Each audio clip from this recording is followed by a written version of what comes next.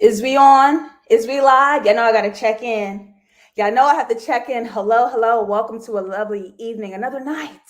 Another dissection. 6-1 down in the books. Okay, 6-1 down in the books. And we almost done. We passed the midpoint. We halfway there. It's happening. We're on the second half of season 5. I'm not ready. I don't know if y'all are. I'm not ready to say goodbye to the show, to the characters, to the stories, to the baby. You know what you make when they bring a baby in. Drop some hearts in the chat, y'all. Y'all know exactly what this is. A love room, okay? Because what Barney set the tone. Sorry if you wasn't on it. Barney set the tone. I love you. You love me. We are family. That was a nigga mix. That was the remix. What up, y'all? I see y'all in the chat. What's up? I see y'all in the chat. Hi, you guys. Another night. I'm so excited. Now, all these dissections, I like to go scene for scene, pound for pound, zoom it out. But I actually have big conversations to have tonight. So we're going to skip just a little bit.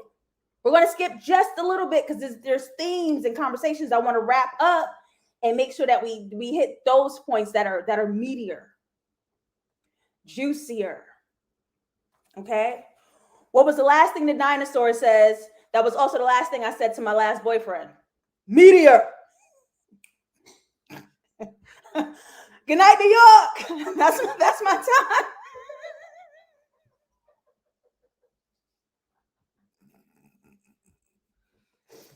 That's my time. I write comedy, you guys. Yeah, that's me. We gonna talk, Deidre. We definitely gonna do it. Yes, Trinity boy, hit that like button before we continue. That's it. That's what we're gonna do. So as we get ready to start, I do want to actually thank all of you guys for your support thus far, being on Patreon, giving me your time each and every week, supporting the work that I do. And y'all be meeting me where I'm at. We be just as ridiculous. We be just as brilliant. We be just as involved in the storylines and making it deeper than what was shown on TV or getting to the meat of the subtext of the story. I'd be so happy to be here each and every night, vibing with you guys, having this moment. So I thank you so much for your support. And everyone who isn't a patron, everyone who has to rewatch, or my patrons who watch this late, thank you. Thank you so much. I get weird about YouTube comments, but I saw I had so many on the dissections when they do go to YouTube public. And it's just nothing but love and kindness and support in there. So I got a little... I had to collect myself this morning because I was like, oh my God, I'd be so scared of the nasty comments, y'all. I really do. Also, I just wanted to catch up on the tone that we set in the premiere of season 5. You know, sometimes my hypothesis ain't always on. They be on, but sometimes my hypotheses be off. So I just want to address Kelly's not dying. That's number one. And we're happy. Okay? Kelly's not going to die. And number two, she's also not leaving her friend group. I think her full moon, full cycle, full circle moment when she opened that first episode and closed it and gave us the theme question, what will your legacy be?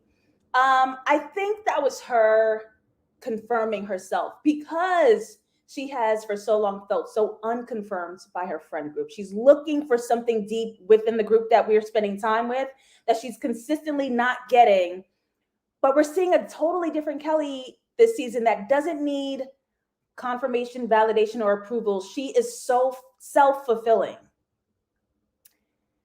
And the subtleties in this season almost missed that, okay? I almost missed that. So I'm enjoying what this is because if you guys saw the promo for episode 7 next Sunday, she's obviously very much with the friend group. They're going away somewhere. It's going to be a whole girl vibe. And the fact that she's kind of spiritually leading the Black women that she meets, she's in a whole different plane. Okay, my friends are thriving. They're living in abundance, period. She put herself in that front seat. Now, hello, Mark. Hello, Mara. Hi, Christian. Christian, I think you're the comment that I'm going to show tonight. See, look, when I'm on. I'll be right sometimes, okay? I'll be right. Because we're going to talk about Nathan. I want to show y'all this because this comment was genius, and I give credit where it's due. And this puts me in a whole different frame. I wanted to show and read this. Yes, it is Christian. You did that, okay? You and that, y'all go together because you did that. I want to show you this. Love this, Latasha. You were really deep in this dissection. I think the lost dog from last episode represents love. Issa lost a dog and was looking for a replacement, her words, and then the original dog came back.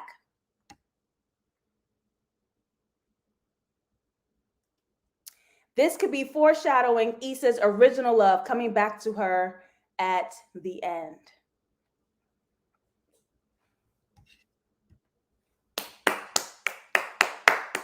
I love it. Genius. Wow. Wow, wow, wow, wow, wow. Because there are so many parallels, and there's more tonight. You guys know we're going to get into it. There's so many story parallels in Insecure that it's slick. It'll get right by you. That one got right by me. Got right by your girl. Okay? So y'all are that it. Yeah. Yeah. Yeah. Let's do that. Let's do that then. Okay. So tired. Okay. Season 5, episode 6. Natasha Rothwell's directorial debut ever. Because we've been seeing her work expand in so many different regions. I didn't know she was a writer for SNL, but she said she did not enjoy.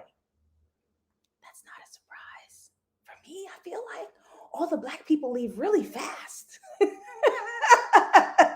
Let's keep that in-house. Let's keep that in-house. That's a secret.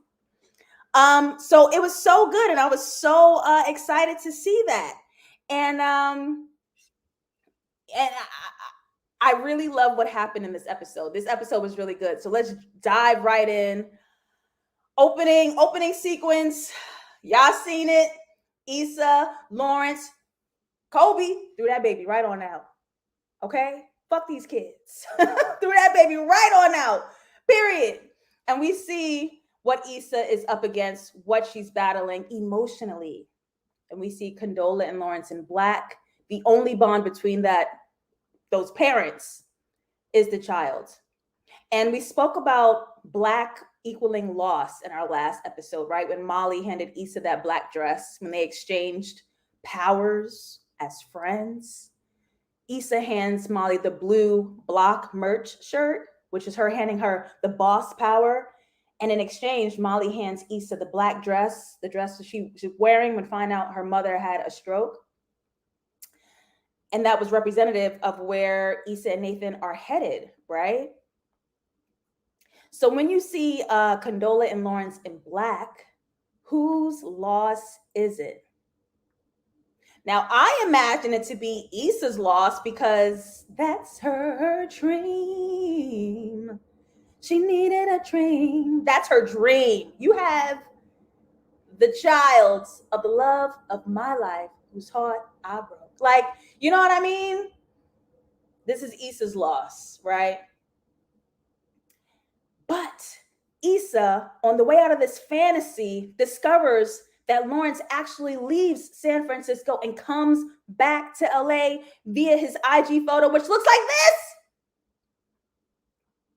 That's the first photo on his IG feed. The San Francisco bridge, red against the blue sea, right? And as I've explained, I have new patrons, I have new people watching the rewatch. The color themes in this series are blue and yellow. Yellow meaning the old, the past, the everyday, the mundane, the old ways. And blue meaning those new journeys and new identities that these characters want to take and branch into, right? And usually when you see red, it means stop, danger, wounds, pain. It's something. So when you think about blue, his new journey, Lawrence's new journey, covered by this red bridge, something here hurts. Something here is pained and wounded. It does not feel good. And we can see it. Him trying to co-parent, him being a daddy, him trying to figure it all out. It doesn't feel good for Lawrence. So in all of that, what would inspire someone to return to the old and the familiar? Because when Lawrence saw Issa in the hospital, she's wearing yellow. That's his old and his familiar, something that he wants. Look who's looking at who. Issa's like, this is supposed to be my baby. Condola's like, damn, it's working out. He's looking kind of good. And Lawrence is like, I want to go home, period.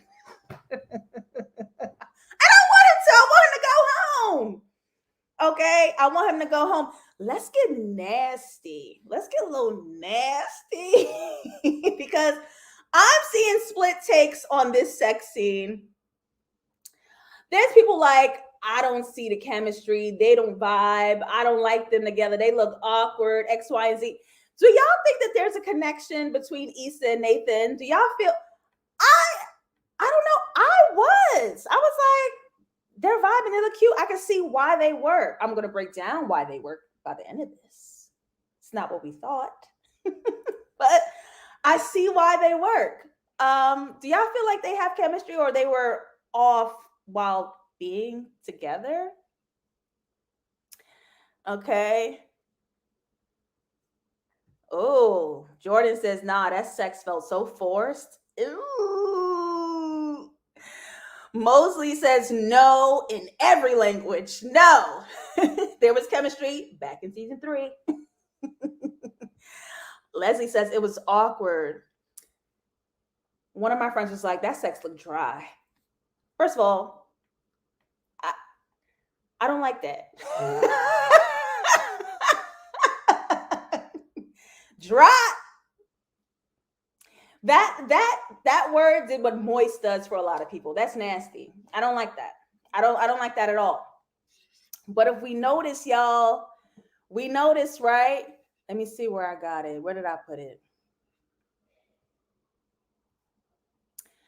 Last week, when we saw Issa and Nathan having this sexual tension little moment, Issa was in that beautiful soft pink because she was in love. Your girl was in love. She was in love. And now,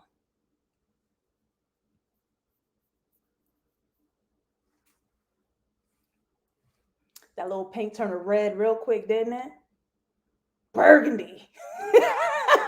Blood red. Oh, she's hurt. She's hurt. She's mad. She's pained. Why having sex? Now, y'all know I dragged Issa D. Somebody on YouTube called me a hater. I think she's the most cute, adorable, quirky, beautiful, manipulative little girl. She's manipulative. And I have to say that. I have to name it. And you can see it here where she's using sex to coerce Nathan into saying he loves her. The gag is it didn't work. It didn't even work. Issa said in season 2, during her whole season, hope for it, ho. Her pussy's not amazing like Rihanna. It's like, okay, I'm glad I came. Like she said, her pussy's average. Your pussy didn't let Nathan say I love you. But that's okay. Because maybe everybody has a broken pussy season and it's quite possibly your turn. I think that's fair. But to continue, both of the characters appear in the mirror. They are wearing masks of themselves. Now, usually when you guys see reflections and shadows and mirroring, which follows Nathan around a lot, especially starting from last episode, this means they have different intentions than what they're showing on the surface. They have a different representation of what they're showing on the surface. So how are they lying to each other, possibly themselves? And Nathan, his pattern is to be flighty and leave. And he's looking like he's gearing up to continue that pattern that he's about to be out. But also what's more important than that is the fact that he really still presently does not emotionally trust her. He just doesn't. But he's never admitted that. And the fact that Issa is pulling this stunt through sex after she saw Condola and Lawrence with the child, after she saw Lawrence returning to LA, after knowing it's all broken, she tries that move with him. She tries to get him to say it. Let's pay attention to something else in the photo too, because y'all see that crying Grace Jones canvas, hanging on the wall, of course, in our color theme, blue and red, right? Whose pattern is that? Is that Nathan's pattern? Is it Issa'S pattern? Because in these colors of yellow and blue with Grace Jones crying, there's pain in the past and present for both of them, for absolutely both of them. So listen to the dialogue. Y'all ready? I swear I saw someone walking a coyote over here. People be making pets out of anything.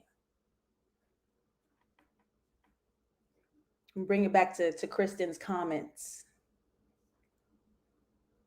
People be making pets out of anything. Issa, are you making your love out of anything? Are you trying to tame a monster? But they both affirm with each other that they're okay. A lie. Let's move on. I'm gonna jump in the chat because we got another big conversation coming up. So I'm gonna see. I'm gonna see what y'all saying. Now wait a damn minute. Callis says Nathan ain't dumb. He knew why she was pressed, but he just ignored it to finish. That's how I'm gonna phrase it, but y'all can read it yourselves. He ignored it to finish.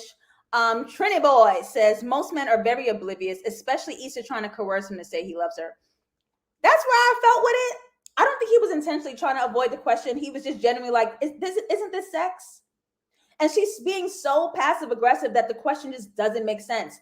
If she's vigorously riding that Southern molasses boy peen, he's like, what else do you love?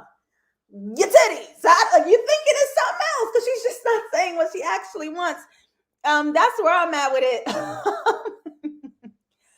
I saw someone say that Nathan has trouble articulating what his feelings, and he admitted that when he ghosted her, right? He comes back in that season finale.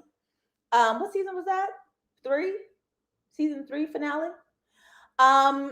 He's like, I don't really know how to talk. I couldn't really say it. I didn't really know what to say, so I just had to peace out. Yeah.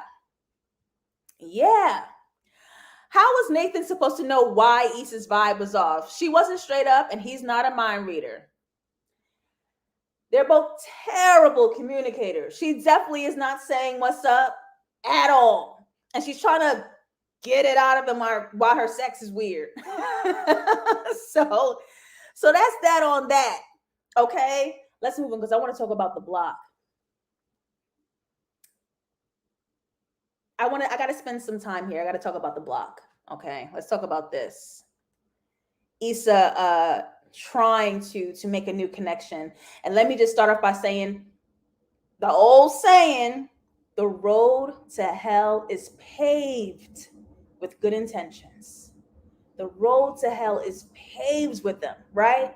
So Issa attempts to connect with the new group for the block, a company she prides herself on, uplifting her community, but we see the color red. What's wounded, what's endangered, what's a warning here? Is Issa being viewed as a help or a hindrance to small Black creatives? So for a second, I wanted to revisit episode 2, and Mark is in the chat. He and I were speaking last night on Twitter about this Crenshaw Issa drama, and Mark had a really interesting take. So I tried to see it and find it in episode 2, but as a creative who has had to deal with difficult partnerships and other creatives and move as a boss, here's what I'm seeing. In episode 2 of the season, when we first met Crenshaw, played by the very fine Kofi Cerebo. Okay. We watched Issa multiple times fight for Crenshaw to have the full scale of the show that he envisioned. She went to NBW multiple times about she believes in him, she believes in the vision, she believes in the art, trust them, let us do this, X, Y, and Z. And she went to NBW, the white corporate sponsor, to ask for this. And at the last minute, over a 6-month conversation, when they said yes, yes, green light, yes, yes, at the last minute, NBW got scared and wanted to shrink down Crenshaw's show. Cut the live, cut the drums, cut the bikes, cut the LEDs, cut We just want to make sure. They got scared, right? Issa tried again. She went to an Indian girl. She tried to like do the POC homie connect. Let's get the white man out the room. I want to ask you, sister to friend. You ain't a sister. I want to ask you, sister to friend, what's up? Like maybe, but the Indian girl invited the white man, NBW, white corporate sponsor. She invited him back so they could still have the conversation. So Issa didn't even really get to work it the way she was trying to work it, but she still asked, give him the whole thing. So the compromise was they'd approve if they can give Crenshaw notes, which was still like, don't do everything, just cut it here, or maybe present it this way. If he allows us to apply notes, yeah, let's give him the show. Crenshaw rejects it. No notes, okay? If he can't do it this way, everyone could kiss his ass. And to me, whether or not his vision worked, to me, Crenshaw was proven NBW's fears right. He's inexperienced. And now this puts Issa in an awkward position because if Issa supports NBW, her sponsor, the money, she's going to upset her client. If Issa supports her client, she's going to fuck up the money and prevent other business deals from going. I tried to work with that Black woman down the block. She had a strong vision, X, Y, and Z, but she and her artists cut everything that I said and wasted my money. All of that is dangerous.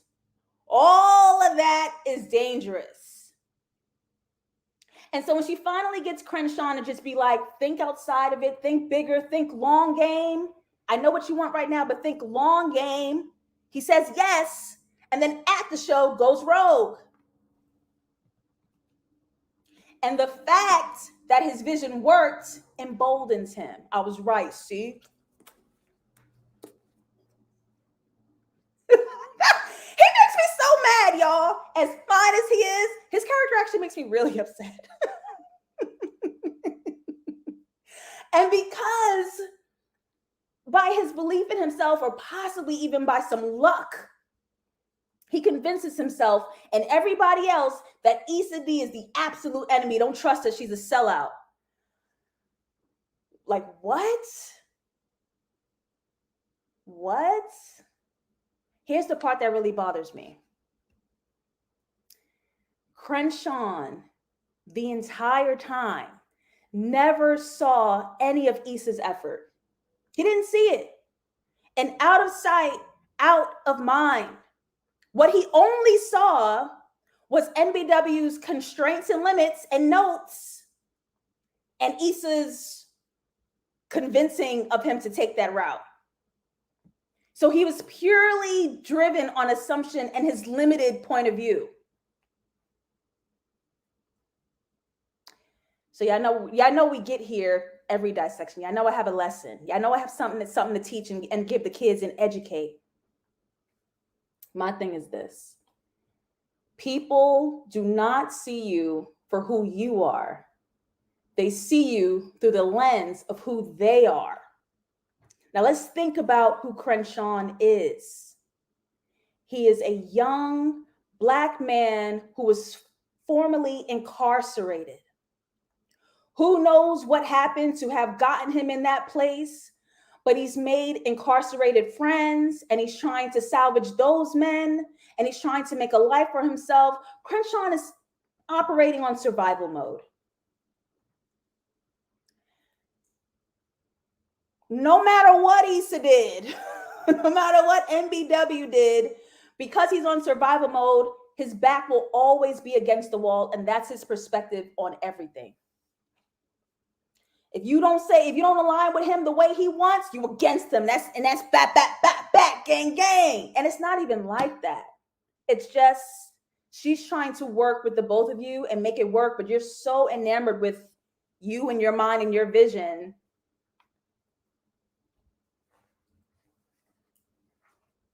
And because he's so involved with his own vision and his feelings and his perspective, the way he cut her off to make sure that she understood and knew, he's now endangering everything Issa is going to work towards moving forward. And that's really fucking unfair. Uh-oh, I see paragraphs. Let me take my time. I see paragraphs.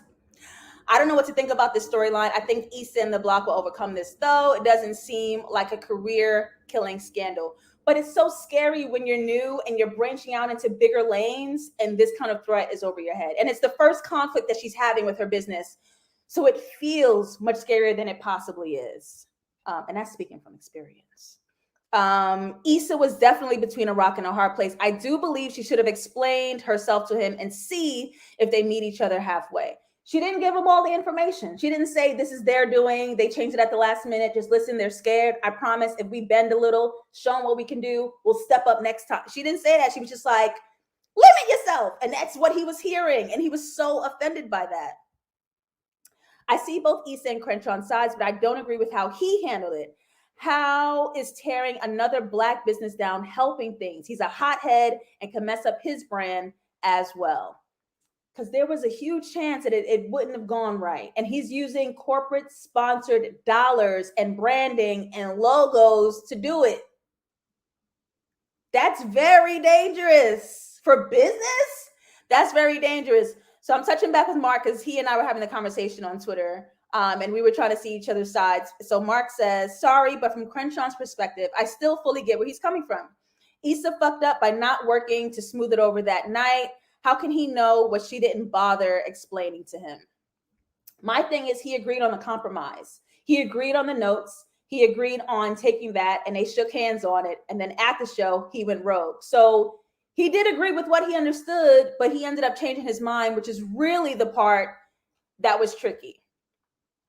This is giving a similar vibe to Issa going around Molly to Andrew for the block party. Y'all know whose side I was on that one. Neither one is seeing the efforts of the other. And one more before we move on, y'all. I think that's what irritates me about Crenshaw. I understand it, but babe, you have to think outside of your trauma. Everybody ain't always out to get you. This storyline is so personal to me, y'all. Because people do not see the work you do. They do not see your intention. They only have what they understand. And because that's what they're using and they 110% believe, they'll spin out and do this stuff. And you're just sitting there like, are you for real? Like, are you okay? Like, whoa, this is so, as a creative, this.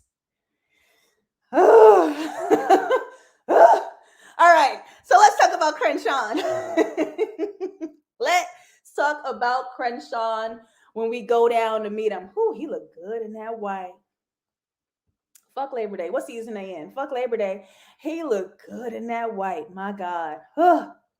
But we see Issa is in yellow and red. And here's the thing. I called her shady on Twitter last night. On Sunday, I call her shady on Twitter. Issa is doing what Issa does. This is her slick old way, yellow, of charming him because she needs to manipulate his forgiveness in order to secure future clients. So my question is, in this moment, would she be here if she didn't need anything?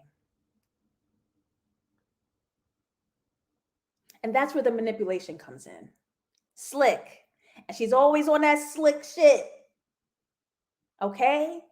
And the way that Crenshaw knew you only hit because you must need something. He knows her intention and her character. She on that old shit, yellow, right? But what I really thought was interesting was the blue studio, because here's the thing. Yeah, I know I have to give another lesson. We can see all the blue in the studio. Here's another lesson. I know I like to bring it here for my dissections. There's a time in whatever you do where you're trying to elevate and get to a new space, but because humans are so attached to patterns and comfortability, what we do a lot is try to get to a new space using old tools. Okay? So Issa is here trying to elevate, trying to push her business, trying to get to a new space, blue, but using her old ways to do it, yellow. And this particularly is her transition. This is how she's trying to transition into this new space. The gag is that doesn't work. You need new skills, you need new friends, you need a new network, you need new platforms, you need new connections, you need new knowledge to elevate you. You can't go up using something back there. It's not going to work. Okay? And here in this moment, Crenshaw expects an apology from her and takes zero accountability. I would have slept with him, but I'd be mad about it.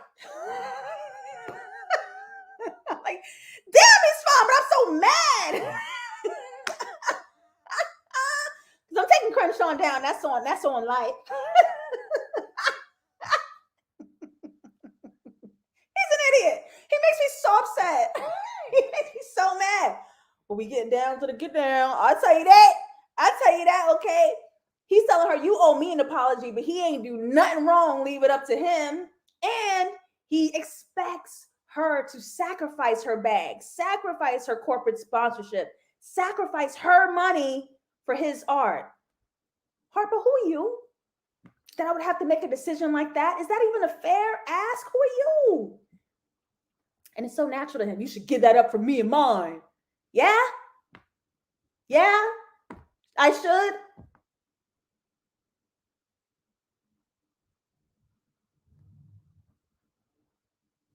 But he is also in white. White is a transitional color in this series. He is also attempting to use his old ways to get to a new space, just like Issa. And we can see that yellow dress sitting right behind him. He's in survival mode. And the tricky thing for Crenshaw is that it worked, which proves to him that he could keep acting like that. But I wouldn't bank on that. That trick he pulled emboldened him, and I wouldn't bank on that. And he believes, in his mind, he fully believes that being asked to scale his art down, to not do the show in his full vision, means that it was a direct assault on how he's trying to help his community. It doesn't make sense. It's illogical. Like you're on ego and emotion and vibes. Like there's just nothing happening upstairs. Like you're just on ego and vibes. And so when I'm seeing this Armstrong on the wall, I'm like, is this supposed to be another parallel? Is he strong arming her? Is this what it's supposed to mean? Is that what's happening? But we would have fought right about here. You're going to pull out an integrity sweater on me? Let's just fight. Or we're going to make up later. But let's just fight, Kofi. I want to tussle. I want to fight. I want to tussle.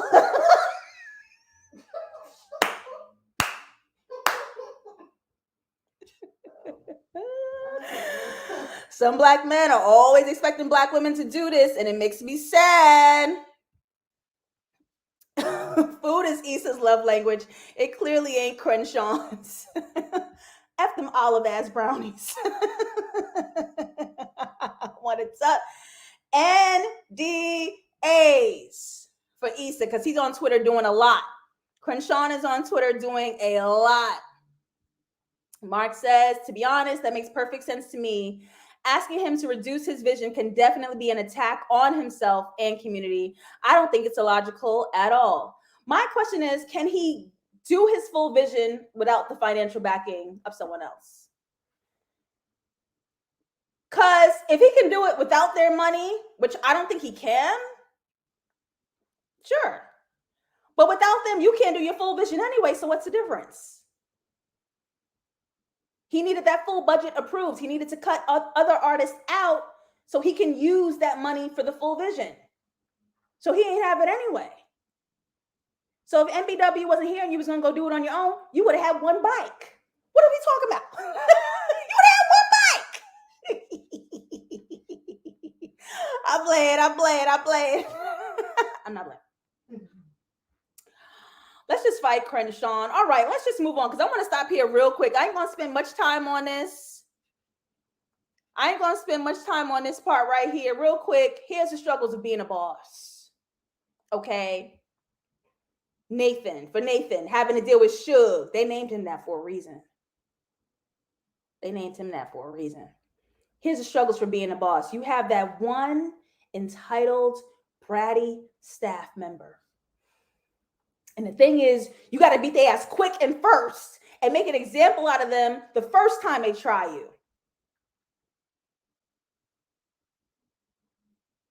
What Remy Ma said on Love and Hip Hop, she was in some debacle with a woman who said, I don't let a bitch play me twice. And Remy said, I don't let a bitch play me once.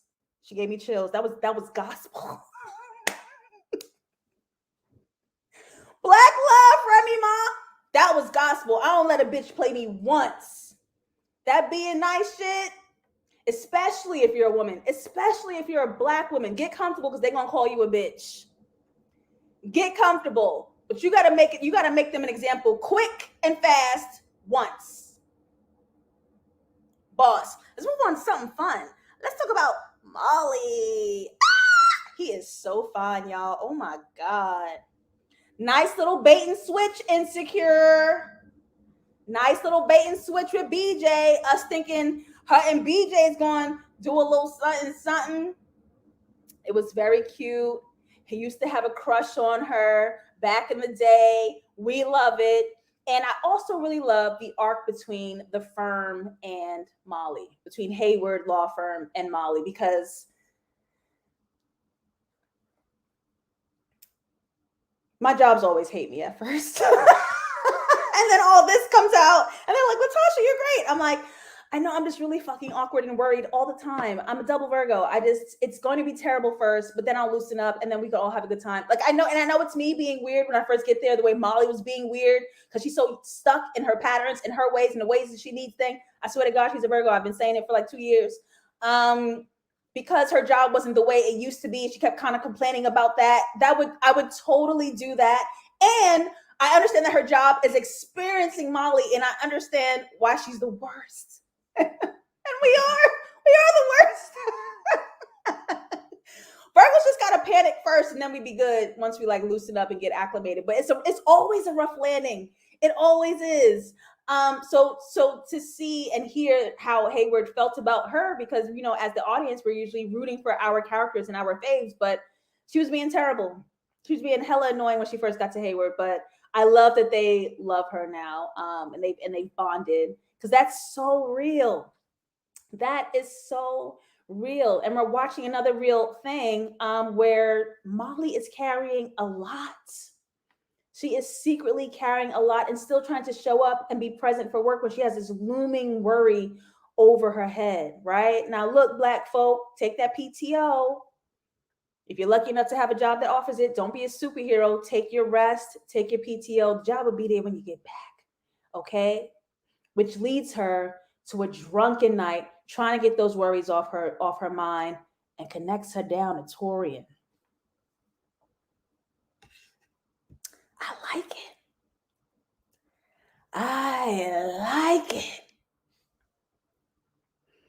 I like it. Oh my gosh. Y'all in the chat, why was his watch off? Jumping in the chat. Why? I didn't understand. And I was like, is it a story parallel? Is that a way to help her get drunk? And his watch means a lot to him. It's a hand-me-down from granddad. And it's expensive. And he just left it in her bed. Claiming your spot. I'm like, I'm not understanding. In what situation would he need to take his watch off? To help her. I was going to ask this too. Shitting when you eat. Game, we got bars. And Mira said, so she can give him her time. All my DMs get rejected. I couldn't tell. I wouldn't know. She used his watch for Molly time. Oh, is that the joke? Because she was doing Molly time, the Molly time twerk? Oh, okay. Thank you, guys. I was like, why is his watch in the bed? Got it. I feel like him leaving the watch was a sign of him being super vulnerable to her. Them late night drunken chats when you telling all your traumas to your new friend. I love those. I love those. And that's why I always feel alone. And I'm gonna do my lowrider show, and they better give me the full fucking budget because my back's against the fucking wall. I love drunk chats. I'm sorry, I do. Oh, they feel so good. They feel so good. And watching Torian step up for Molly when she's struggling through that presentation because she's so worried about her family matters.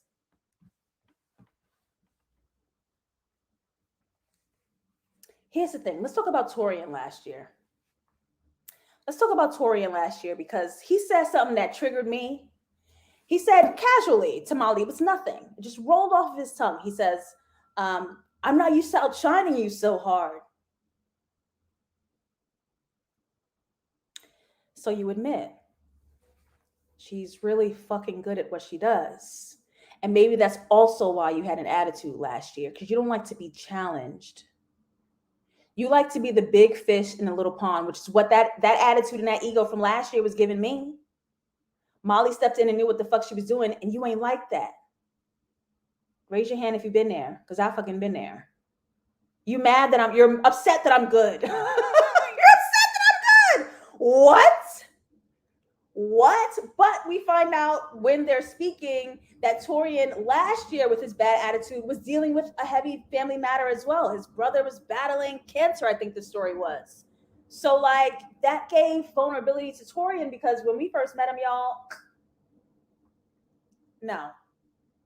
no, but knowing why he was hardened and sharp and short and irritated, it was probably just projecting. Like that wasn't even him for real. Like, you know what I mean? He was just bringing that in because he's dealing with something that we don't know about. Them silent battles y'all tweet about every time somebody dies. Be kinder. Stop bullying because they're dead and we didn't know. Because you're supposed to end the sentence earlier, like be kinder. Like that should be the full sentence. Not be kinder, no, be kinder. That's it. Okay? So I'm wondering if those two things lent a hand in why he was so nasty when we met him last year. Okay? Torian has a heart. Never would have seen this coming. Period. Ooh, that's why I'm not rooting for them. He came at her so left in the beginning. We've got to vote for no. That's the first time I've seen somebody be like, not Torian. I'm voting for it because he's like when you see him like outside of work over some whiskey in the late night, he's charming and funny and kind, little chocolate covered caramel fucking turtle head who wished to be a real boy, fine as hell. I like it. And Molly, learning that her mother was okay, runs into Torian, who's just casually delivering her swag back because she absolutely needs to have it right now. I would have did it. She better than me. I don't make good decisions. I know that about myself. I accept. I would have been down to the hotel doing what you're not supposed to do with somebody you're not supposed to do it with.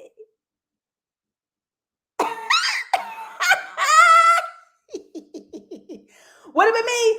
Let's move on, y'all. Let's move on. Here's where I want to go with it. Because there was so much red leading in to this scene.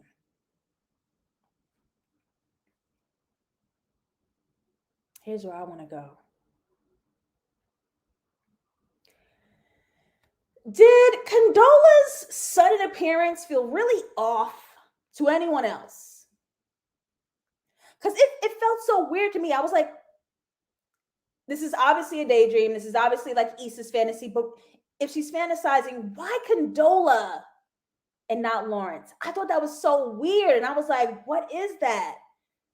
Right? But look particularly what happens here. Issa at first is looking ahead, blue, her future, her present, right? But everything in her new life as we know it is in shambles. Issa feels unconfirmed in her relationship with Nathan. Her new career lane is heavily conflicted. Like it's messy when she's looking ahead, when she's living in the present. So in discomfort, she looks back and it turns to a yellow hue. Looking back to the past, yellow, right? That color theme. Asking possibly, what if Lawrence? Which is what Condola asked Lawrence in season 4, right? What if Issa didn't cheat? Will you still be there? What if Lawrence? Just a little thought, right? And we know that Issa fully feels that Condola is the reason why she and Lawrence are not together. And it's really unfair that this woman, in Issa's mind, gets to benefit off of the man that Issa built. Ring the alarm. I've been through this too long, and I'll be damned if I see another chick on your arm. I'll be damned. She's thinking of Condola instead of the man that she wants. And in this one, Condola kicks Issa. Is Issa punishing herself? Does she feel she made a mistake allowing Condola to be the absolute reason she separated from Lawrence? And we have that dialogue. I wanted to thank you for giving up. You handed Lawrence to me.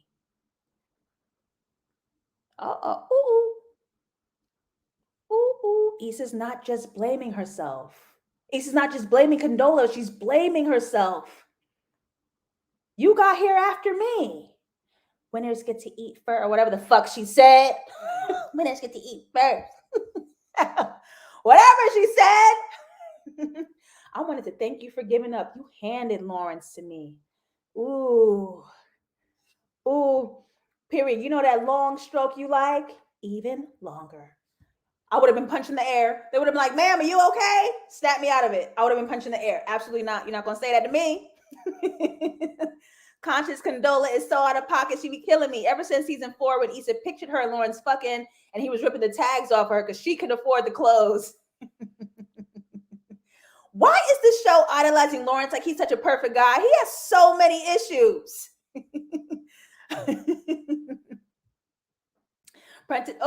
Prentice said there was a scene where Issa screams, "Why?" after Condola kicks her. I wish he would have let that cut out.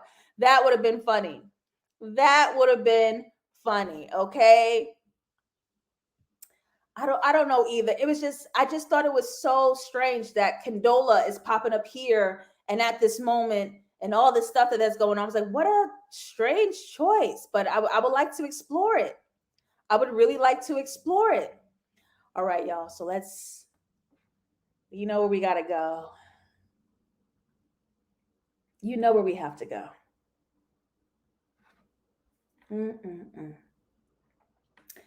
Issa and Nathan, before we sign out, another big conversation.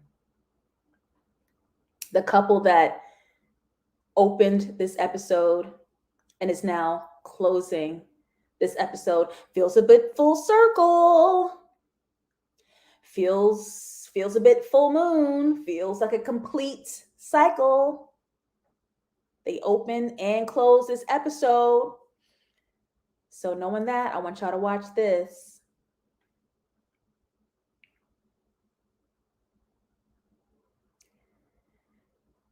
Let me tell y'all what happened. Let me tell y'all what happened. Follow me, okay?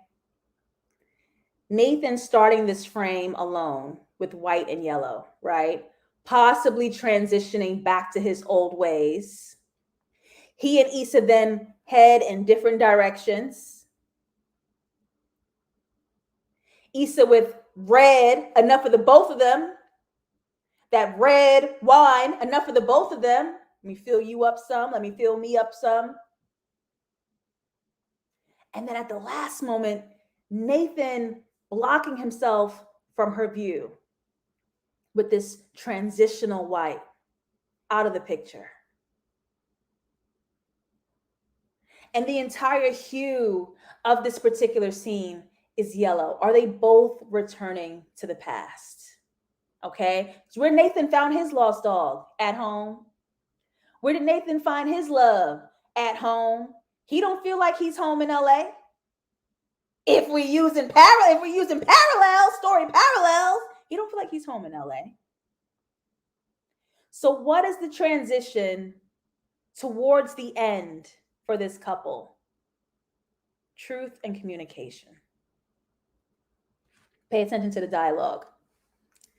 I finally saw the dude with the coyote. It was on a leash.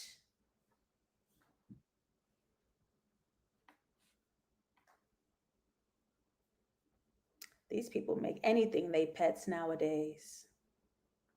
I finally saw the dude with the coyote. It was on a leash. Can being tied to a leash work for an animal that loves to roam free?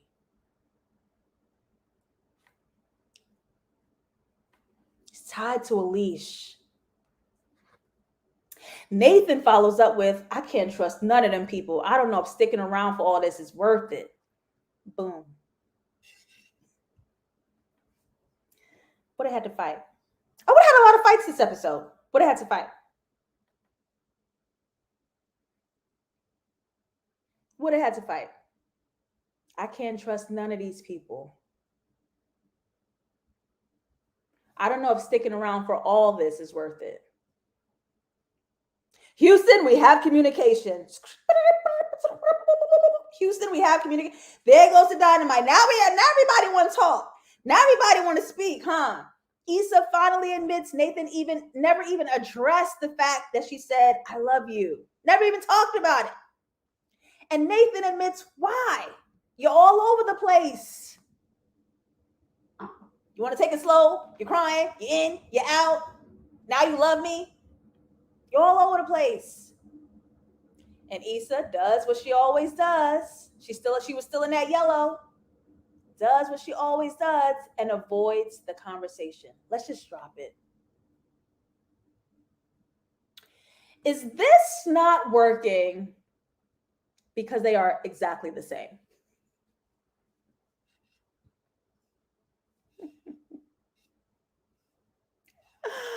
Is this not working because they are exactly? Can you see yourself? Do you see yourself? Are you looking at the man in the mirror? You and your coyote? Your wild rabbit beast? Do you see yourself? I wouldn't have stayed for the takeout. Definitely wouldn't have stayed for the takeout. Like Crenshaw, I also got an ego. You ain't gonna play me. Matter of fact, I'm gonna eat at home. How you like that? This is why I'm not in a relationship. I don't know how to communicate or handle things well at all. I would have been gone. I would have been, he's a runner, he's a track star. He gonna run away when I get hard. Period. He triggered Issa with that. After Nathan dealt with that BS from Suge at the shop, it dawned on him that he didn't have the support system he needed in LA, including Issa. He ain't got a support system nowhere because you gotta invest in that. You got to make a deposit. Okay? You got to deposit some safety and vulnerability and trust to withdraw it back out.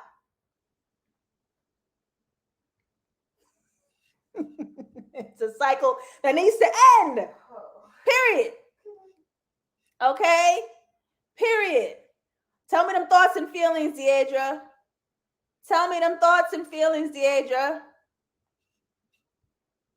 I think Nathan was justified in feeling the way he did in the moment. Now, if they revisit that conversation a week later and he feels the same way, huge issue. Well, according to the promos for next episode, he's still there, but they're in a really weird place. I think it's already over, but you know, Issa like to break up late. Could they have actually talked to each other with honesty without getting defensive? Let's talk about it. Where are my VIP patrons at? Because y'all supposed to join me. Y'all supposed to join me right here so we can really dive in and talk amongst each other. Where are my VIP patrons at? Because we're going live for a post show right after this in 5. I want to meet y'all on here at 5. If you're on Patreon, go find your invite link and let's go. You heard? Let's go. I'm meeting my VIP patrons right here in 5 minutes. But before we go, Natasha Rothwell, who directed this episode, who says in the wind down after this episode went off, she says, just because you like the choice and you made the choice doesn't mean it's going to be easy. Because she tweeted this also during the show, and I was like, what does this mean? Where does it fit? What is the overarching theme of tonight's episode? In the collision of what you want and what is will always have casualties. So let's talk about the choices that everybody made, and even the choices that they liked, even the ones that they really wanted, right? Issa chose to separate from Lawrence. I think we all applauded when that happened because it's like, yes, that's messy. Go do something else, but it doesn't feel good. No matter how we feel about it, it doesn't feel good to her, right? Issa chose to commit to Nathan with no backing that would work from him, like just whatever, right? Crenshaw chose to align with Issa and NBW, then chose not once he already had the financial backing.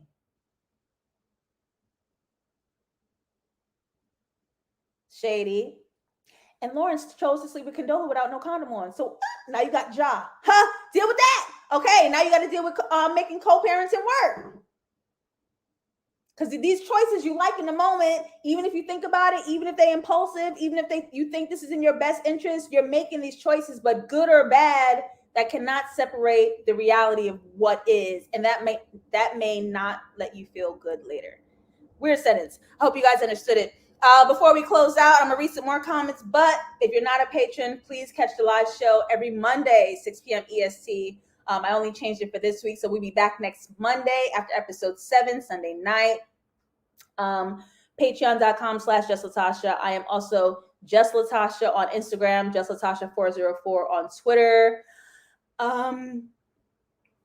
Comments. Let's do that. Deidre, we're going to talk about this in a post show right now. We're going to talk about this in the post show right now. I feel like Issa is fighting for the I love you from him, but in real life she's chasing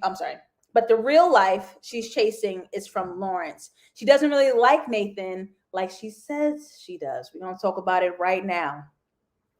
Their relationship is like those earthquakes a couple episodes ago. Very unstable. Who are you?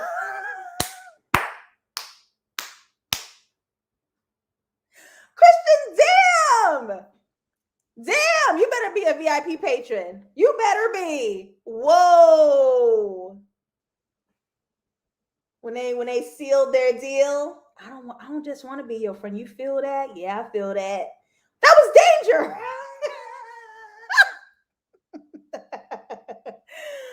Shout out to Grace Edwards, the writer of this episode. Damien, I love the way you be doing your research. You be coming here with facts and information. I love that. Someone on Twitter said that Issa is inconsistent with all men she dates because they're not Lawrence. Well, and Mara says Issa should have chosen to stay single, child. We heard that right here live every Monday, 6 p.m. EST on patreon.com/JustLatasha. Thank you all for joining the live. Thank you for being in the chat. Thank you to everyone on the rewatch. I'm out of here. We're about to go live with the VIP patrons to continue this conversation with more people and more voices. Bye. See y'all later.